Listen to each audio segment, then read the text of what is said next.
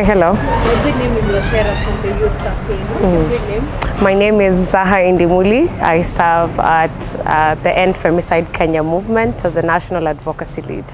Today at the GDC event, we want to be democratic Kenya. So we want to give you a question. Give us your opinion. Yeah. Be open. Okay. From whatever the view is, just give us. Okay.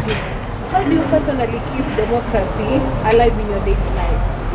I think democracy exists as a fundamental resource of what human life is generally.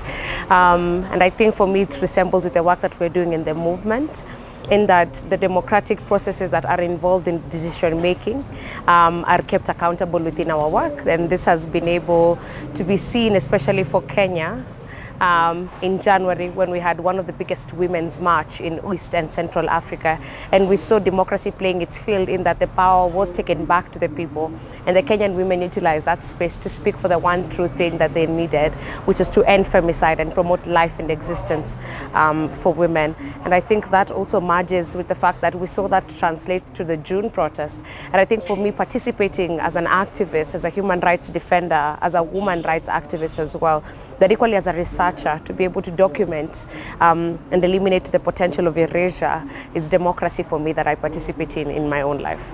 So how democracy impacted your life lately? Yes, it has. It has. It gives me not only a perception, but the power to believe in my freedom of choice. I think it has come a long way into teaching me the fundamental aspects of active citizenship. And this is where I participate fully in development and choices and discussions. And it's not just public participation, but equally drafting memorandums that do advise what are Kenyans saying and translating that for various offices, not just government. I think it has impacted me also in the way that I view life, in that I've been able to see significantly how bad it is when democracy is not applied. And I live in a country where democracy is still under, yes, very mature, but still under that aspect around very toxic tendencies, whereby old tricks are still being used on new dogs, and the new dogs I'll call us Gen Z. And so it becomes very, very important for me to understand where does democracy lie in my own understanding, in my generation, and looking forward, what does the future hold for a free Kenya and a free democratic state? Yeah. So I feel like your opinion counts a lot, and I feel like you're in social media. Yes. You already know what is happening. Give us your handles where we can find you. I feel like your opinion. Oh my! I think my accounts are not very new to Kenyans, particularly to the young generation, but my accounts are Zaha Speaks.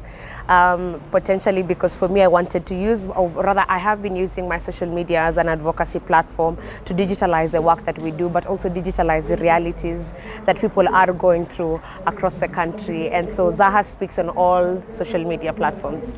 It's been a great time of having her. We appreciate your presence Thank here. you. And democracy made us get this beautiful lady on top platform. They said activist buddies.